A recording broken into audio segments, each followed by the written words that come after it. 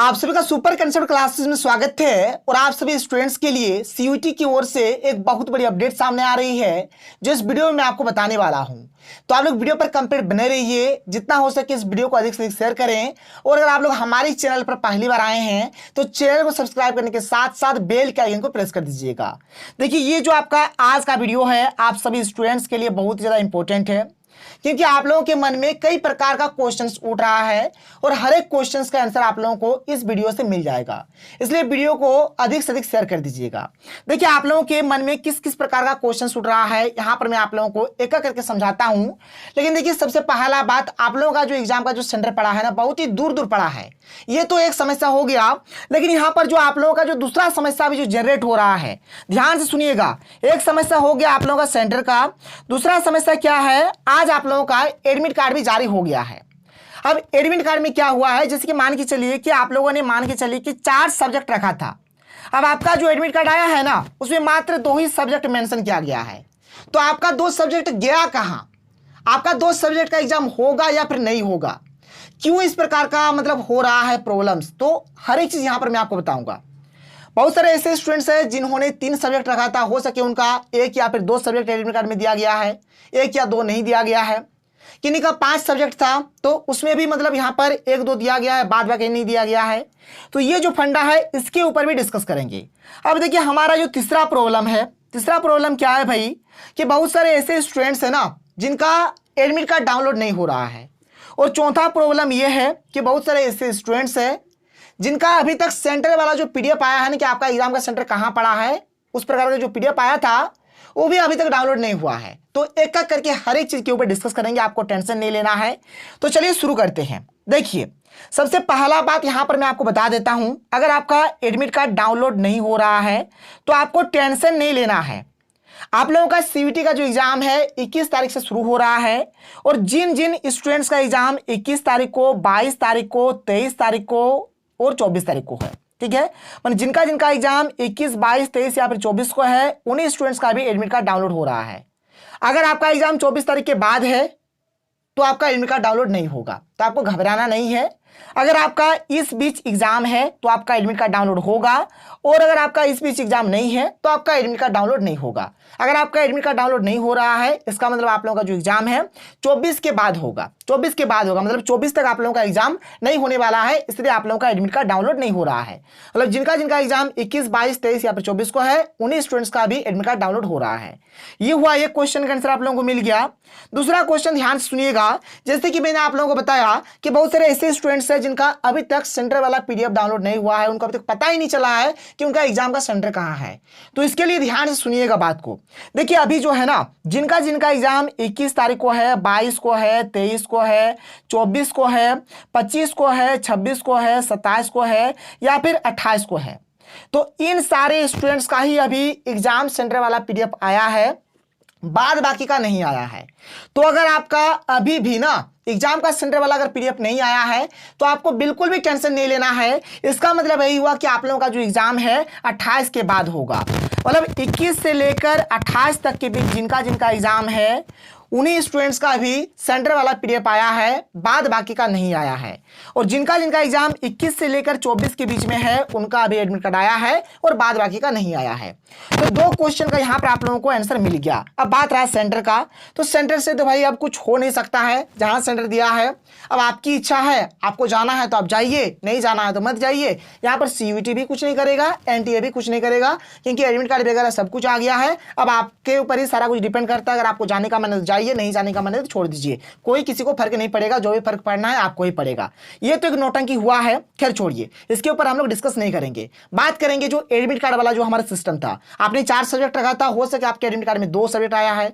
आपने 5 सब्जेक्ट रखा था, हो सके आपके एडमिट कार्ड में 3 सब्जेक्ट शो कर रहा है। तो इसका फंडा क्या है, इसका जो मेन फंडा है ना, आप लोगों को इसी अपडेट में मिल जाएगा। वीडियो पर कंप्लीट बने रहिएगा, वीडियो को शेयर करिएगा, क्योंकि हर एक स्टूडेंट्स का इस प्रकार का प्रॉब्लम सभी हो रहा है। तो चलिए बात करते हैं और देखते हैं कि हमारा जो कंप्लीट अपडेट है क्या है। देखिए यहां पर क्या दिया गया है, झारखंड में अब उच्च शिक्षा ग्रहण करना बन गया परेशानी का सबब। प्रवेश परीक्षा का आयोजन करता एनटीए की मनमानी पूर्ण रवैये से कई छात्र टेस्ट परीक्षा से रह जाएंगे वंचित। जाहिर सी बात है, इतना दूर दूर सेंटर दिया है।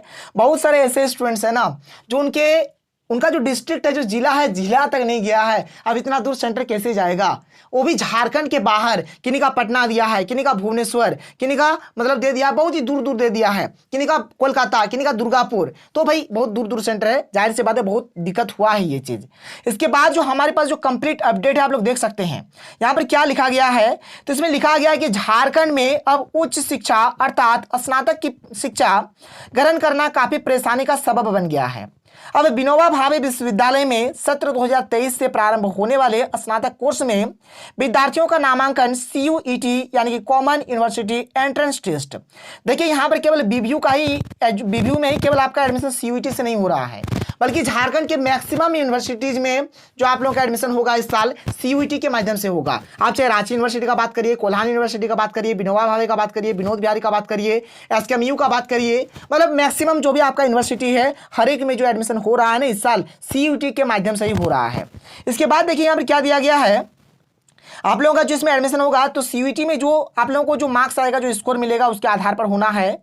इसके लिए प्रवेश परीक्षा का आयोजन NTA कर रहा है। कौन कर रहा है? NTA द्वारा किया जा रहा है। परीक्षा कंप्यूटर बेस्ड टेस्ट मोड में होना है। आप लोगों का जो एग्जाम होगा CBT है, यानी कि कंप्यूटर बेस्ड आप लोगों का एग्जाम होगा। इससे लेकर एग्जाम सिटी इंटीमेशन स्लिप भी जारी की जा रही है। आप लोगों का जो एग्जाम सिटी सेंटर वाला जो है, कहाँ आप लोगों का सेंटर पड़ा है, इसके लिए एक स्लिप भी जारी हो गया है। जो आप लोगों की ये जो स्लिप है ना, इसमें आप लोगों को एग्जाम का डेट देखने को मिलेगा, परीक्षा का सब्जेक्ट यानी कि विषय देखने को मिलेगा, परीक्षा के केंद्र की जानकारी दी गई कि आप लोगों का एग्जाम का सेंटर कहाँ पड़ा है, ये सब चीज इसमें दिया है। इसके बाद देखिए जो हमारा मेन चीज है ना, जिसके लिए आप लोग अभी वीडियो का इंतजार कर रहे थे, ध्यान से सुनिएगा। यहां पर क्या बोला जा रहा है, कुछ छात्रों की परीक्षा 2 दिनों के अंतराल में होनी है और कुछ छात्रों के 3 विषयों के स्थान पर मात्र एक ही विषय के बारे में जानकारी दी गई है, जिनके 2 दिनों के अंतराल में सभी विषयों की परीक्षा होने की सूचना दी गई है। इसके बाद क्या है, अभी मैं आपको समझाऊंगा, टेंशन नहीं लेना है, आप लोग थोड़ा सा यहाँ पर शब्द रखिए। इसके बाद यहाँ पर बोला है कि वैसे अभ्यर्थियों को आवंटित परीक्षा केंद्रों पर 2 दिनों तक रुकना भी पड़ सकता है। ऐसे में उनके परिजन होने वाले अतिरिक्त खर्च से चिंतित है। अब देखो भाई, यहां पर मैं आपको समझाता हूं, ध्यान से सुनिएगा। जैसे कि मान के चलिए कोई एक स्टूडेंट है जिसने मान के चलिए कि 4 ठोस सब्जेक्ट्स रखा था, ये 4 विषय रखा था।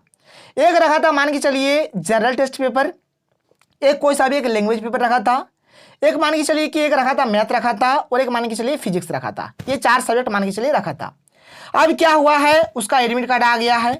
अब एडमिट कार्ड में क्या है, मात्र 2 ही विषय दिख रहा है, एक जनरल टेस्ट पेपर दिख रहा है और एक दिख रहा है लैंग्वेज पेपर। तो ये 2 सब्जेक्ट जो था, एक मैथ और एक जो फिजिक्स था, ये कहाँ गया। अब इस फंडे को आप लोग अच्छी तरीके से समझिएगा। मैं आपको अगर इस वीडियो में नहीं समझ में आएगा तो आप नीचे कमेंट करके बता दीजिएगा। तो पर्टिकुलर मैं इसी के ऊपर और एक वीडियो लाऊंगा जहां पर मैं आप लोगों को बोर्ड में अच्छे तरीके से प्रैक्टिकली समझाऊंगा। अगर समझ में आ जाता है तो अच्छी बात है, नहीं आता तो आप लोग कमेंट करके बता दीजिएगा। तो देखिए ध्यान से, जैसे आप लोगों का जो एग्जाम होगा एक दिन में, ऐसा नहीं है कि आप लोगों का एक ही शिफ्ट में एग्जाम होगा, कई शिफ्ट में एग्जाम होगा। First shift, second shift, third shift, इस प्रकार से कई शिफ्ट में आप लोगों का एग्जाम होगा। तो यहाँ पर आप लोगों का 2 प्रकार का फंडा हो सकता है। पहला फंडा क्या है कि आप लोगों का जो अभी एडमिट कार्ड आया है, उस एडमिट कार्ड में जो शिफ्ट लिखा है उस शिफ्ट में आप लोगों का एक एग्जाम हो जाएगा। उसके बाद हो सके आप लोगों का कोई दोबारा से एडमिट कार्ड जारी होगा, उस दोबारा वाला जो एडमिट कार्ड होगा उसमें आपका अलग शिफ्ट में जो होगा ना आपका एग्जाम, जो 2 सब्जेक्ट बच जाता है मैथ और फिजिक्स, उसका वहां पर डेट मेंशन रहेगा। हो सके कि आपका एक ही दिन में आपका एग्जाम हो जाए, या फिर हो सके कि आपको 1-2 दिन वहां पर रुकना पड़ जाए, जैसे कि इस अपडेट में साफ साफ बोला गया है। इस अपडेट में यही बात बोला गया है। अब यहां पर 2 बात होगा, मतलब आप लोगों का हो सके कि 2 एडमिट कार्ड आ सकता है, जहां पर आप लोगों का हर एक चीज मेंशन रहेगा, क्योंकि अभी तो आपका जो एडमिट कार्ड है उसमें मात्र 2 विषय मेंशन है। तो हो सके कि आपका और कोई दूसरा एडमिट कार्ड आ जाए, या फिर हो सके कि रात तक, शाम तक जो भी होगा, मतलब आपके एडमिट कार्ड में थोड़ा सा संशोधन कर दिया जाए। तो ये 2 में से कुछ भी ऑप्शन हो सकता है, अभी तो क्लियर नहीं हुआ है, लेकिन इसी प्रकार का फंडा आप लोगों का होने वाला है। और आप लोग पेपर में भी देख सकते हैं, कुछ इस प्रकार से ही आप लोगों का यहाँ पर दिया गया है कि आप लोगों का कोई जरूरी नहीं है कि आप लोगों का एक ही दिन में एग्जाम खत्म हो जाए। हो सके आपको 2 दिन रुकना पड़े, हो सके कि आपका एक एग्जाम एक शिफ्ट में हो गया, हो सके आपका एग्जाम 3rd शिफ्ट में हो जाए। तो इस प्रकार से कुछ भी हो सकता है। फिर आगे हम लोग देखते हैं, नोटिस मिल जाएगा, टेंशन नहीं लीजिएगा, चैनल को सब्सक्राइब कर रखिएगा, आपको हर एक चीज पता चलेगा। इसके बाद देखिए क्या है, टेस्ट परीक्षा के फॉर्म भरने के समय में भी काफी मोटी राशि परीक्षा एजेंसी द्वारा प्रति छात्र ली गई है। देखिए फॉर्म भरने के समय में भी बहुत ज़्यादा पैसा लिया गया है। बता दें कि गिरिडीह जिले के अधिकांश छात्र गरीब तबके से आते हैं, उनकी आर्थिक स्थिति इतनी अच्छी नहीं है। पूर्व में टेस्ट परीक्षा के लिए ही कई छात्र पैसों के अभाव में आवेदन करने से वंचित रह गए हैं। वहीं अब परीक्षा केंद्र में भी फेरबदल कर दिया गया है। टेस्ट परीक्षा के आवेदन के दौरान झारखंड में धनबाद, देवघर, बोकारो, हजारीबाग, रांची में परीक्षा केंद्र का विकल्प दिया गया था। स्थानीय स्तर पर कोई सेंटर का विकल्प नहीं होने के कारण छात्रों ने नजदीकी सेंटर के रूप में धनबाद और देवघर का चयन किया था। लेकिन एनटीए द्वारा जारी सिटी इंटीमेशन स्लिप में किसी अभ्यर्थी का परीक्षा केंद्र राउरकेला, किसी का संबलपुर तो किसी का पटना और कोलकाता दे दिया है। इस परीक्षा केंद्र के फेरबदल से अब अतिरिक्त खर्चा का बोझ अभिभावक पर पड़ेगा। कई ऐसे अभ्यर्थी हैं जो बाहर जाकर परीक्षा देने में होने वाले खर्च का वहन नहीं कर सकते। पड़ोस के जिले देवघर और धनबाद तक के खर्च जैसे तैसे वहन कर भी लेते, लेकिन पटना, कोलकाता और राउरकेला का खर्च वहन करने में कई असमर्थ हो रहे हैं। इसे लेकर छात्रों के साथ ही उनके अभिभावकगण भी चिंतित है। अभ्यर्थियों और उनके परिजनों का आरोप है कि एनटीए ने परीक्षा केंद्रों में फेरबदल कर उनकी परेशानी बढ़ा दी है। अभिभावकों ने कहा है कि जब विनोबा भावे विश्वविद्यालय के पास इंफ्रास्ट्रक्चर नहीं था तो ऐसे टेस्ट ही जल्दबाजी नहीं करना चाहिए था। कहा यह कि पूरी तरह के विश्वविद्यालय द्वारा छात्रों के भविष्य के साथ खिलवाड़ करता है।